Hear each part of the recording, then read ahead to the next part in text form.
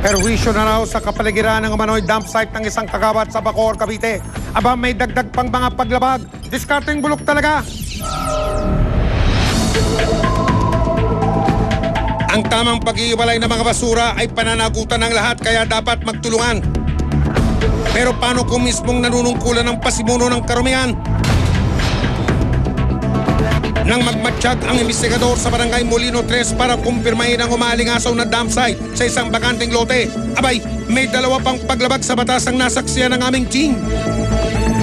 Dahil ang creek sa likod nito, tinawang ekstensyon ng tapunan ng basura.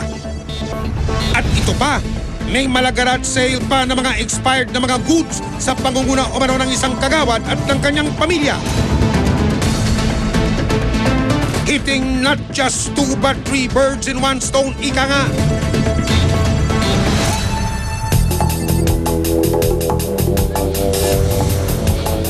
Ipinarating namin ang anomalyang ito sa pamanuman ng lokal ng pamahalaan ng Bacoor. Kaya naman isang inspeksyon ang agad nilang ikinasa. Nag-vault in ang Business Permit and Licensing Office of BPLO, City Health Office, City Environment and Natural Resources Office of Senro, lokal na pulisya ng Bacoor at investigador. Joint operation tayo. So, ang specific location is Molino?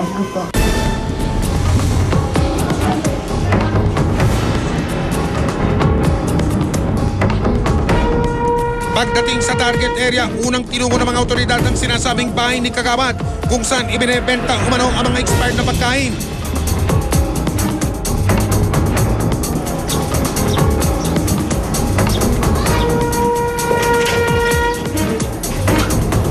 Sinalubong ang inspection team ng may-ari ng bahay na nagpakilalang si Julieta Legaspi, asawa ni Kagawad Melencio Arsiaga. Sige po. Sino ba ang may-ari? Ako ho. Ayun, ano ang pangalan nyo? Julia. Pwede mo bang makita nyo? Yung mga papeles nyo tungkol sa operasyon. Inusisa ng mga otoridad kung may kaukulang permit ang pagbebenta nila ng mga dilata at iba pang branded na mga produkto. Wala po kayong business permit? Hindi po, nag-apply pa nga lang ho kami. Mag-a-apply pa lang po ng business, so wala pa po. Kanino kayo pumunta? Pupunta pa lang ho. Yun na! Bakit kayo nag-ooperate kung mag-a-apply pa lang pala kayo ng permit? Isa-isang sinuri ng mga kawani ng City Hall ang mga produkto sa garahe ni Kagawad. Kumpirmado, paso na nga o expired na ang karamihan dito. Ang palaman na ito, Pebrero ng isang taong pampaso. Sus Mariosep! Hirit ni Julieta, hindi raw nila itinitinda ang mga expired na pagkain? Yan ho mga expired, di na ho namin binibenta yan. Sige ho, pinipili lang naman namin yung expired. Yung expired sa kanin baboy. Ganon? Eh ano po itong nakuha na naming mga produktong nakabalandra sa garahe at may mga suki pang namimili? Hindi naman kumbinsido ang mga kawani ng lokal na pamahalaan ng Bacoor sa palusot ni Julieta. Expired na po ito, kukumpiskahin po natin para hindi na po mabenta. Sige ho, papalagay ko na ho lahat. Okay. Kasi para hindi po tayo makadisgrasya. So, Sige ho, wala naman. Mag-iiwan kami ng tao dito. So, i-segregate tayo. Naging matipid ang sagot ni Julieta nang tanungin namin kung saan galing ang mga expired na produkto. Saan po nang gagaling yung mga, mga... Hindi ko alam, mister ko may ano yan. Nasaan po yung mister po ninyo? Wala, may pinuntahan. Sino po, si Kagawad po ba yung mister niyo na? Or... At nang tanungin namin tungkol sa dump site, iginiit ni Julieta na may permit ang kanilang dump site. Yung dump site niyo po, ma'am, may permit po yun. May permit po yung dump site. So ano po yung Tirahan nyo na lang, sir. ano po yung permit ng business po ninyo? Junk shop. Talaga lang, ha? Agad kinumpis ka ng mga otoridad ang sako-sakong expired na pagkain. Paano disposal niya, sir?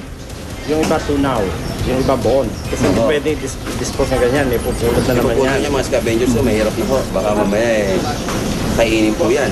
Kaya po, yan yung iniiwasan po natin. Sunod na ininspeksyon ng mga kinatawan ng City Hall ang open dump site kung saan naman ang gagaling ang mga expired goods. Bagamat hindi na ito singdumi ng una naming makita, bistado rin ang creek na ginawang extension pa ng dump site. Open dump site, i-verify natin kung meron din itong permit from the DNR. Mukhang most likely, baka wala. Kasi most likely, baka ang operation nito, ang inaaprubahan lang sa ganito, dapat junk shop. Pero wala sigurong permit ng open dump site. Mahigpit pong pinagbabawal ni Mayor Strike Revilla ang pagtatapon sa ilog. Ang nilalabag po nilang mga batas ay ang mga Sanitation Code of the Philippines at RA 9003. Ayon sa kapitan ng Barangay Molino 3, nakarating na raw sa kanila ang reklamo tungkol sa open dump site at sinisimulan na nila itong aksyonan ilang buwan na ang nakalipas. Nitong mga nakaraang June 9 ay napatawag ako ng isang special session ng aking council dahil nakita ko po yung kanyang lugar. Matapos at maayos namin may Strike Revilla yung basura na mawala.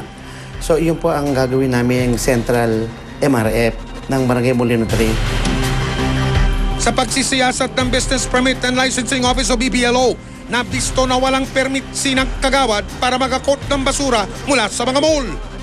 Sa records namin, ang huling issuance ng business permit was in year 2004 pa. It turned out na meron pala si Mayor na directive sa opisina ng Menro ordering the closure of that establishment until the necessary permits, licenses, clearances are secured from the concerned government agencies.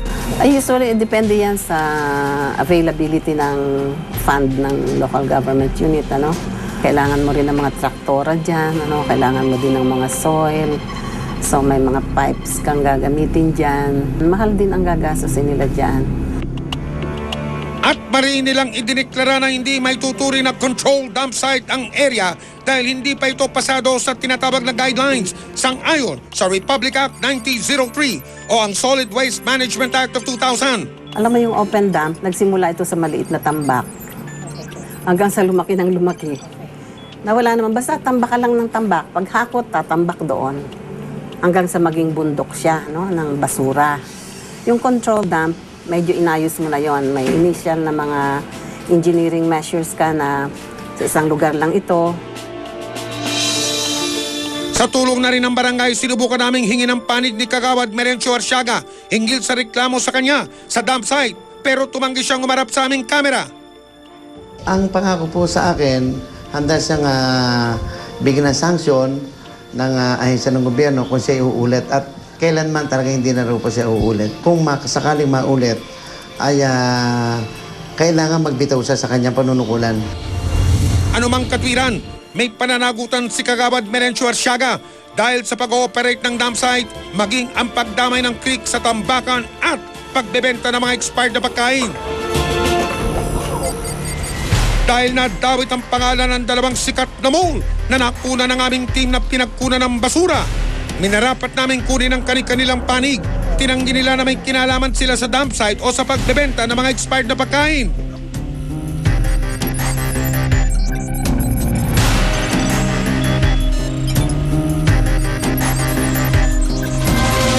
Ang simpleng pagtatapon ng basura ay sumasalamin daw sa pagkatao ng mga mamamayan ng isang bansa.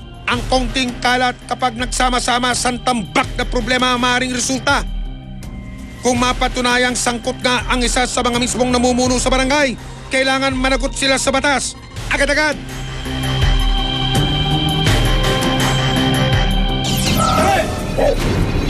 Susunod! Yung Tambunting kasi, ito yung may problema sa illegal na droga. Totoo! Labas yan, no! Ang information namin kay Toto ay merong armas.